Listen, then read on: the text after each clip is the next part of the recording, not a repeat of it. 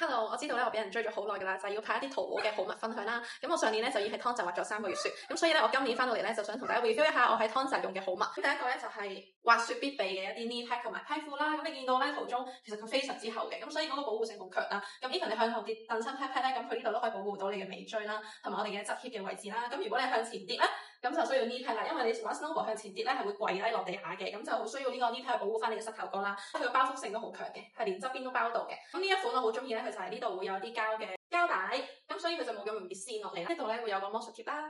咁如果你好似我咁樣比較瘦咧，你就會容易啲去 adjust 嗰個鬆緊度啦。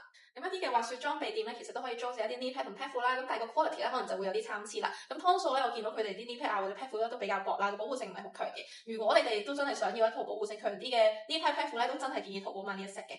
呢款咧就係細碼，咁佢價錢咧就係438蚊日仔。咁呢個係我上年買嘅，着咗3個月㗎啦，所以其實都幾襟用。咁我今年都應該會 keep 住着佢嘅。會建議一啲滑雪嘅保護裝備啊，knee pad pad 褲咧就冇慳啦，尤其是你玩 snowboard，你會向前撲、向後撲，咁會蹬親嘅 pad pad 尾骨，前面咧亦都會摩擦到啊，撞瘀咗你嘅膝頭哥啦。尤其是喺冰地啦，或者可能啲雪咧比較硬嘅時候咧，其實跌落去真係好痛嘅。咁除非粉雪啦，咁軟腍腍就會舒服啲嘅。咁所以咧真係會建議記得準備保護裝備。呢啲 link 咧大家留言 comment，咁其實我就會 send 翻俾大家㗎。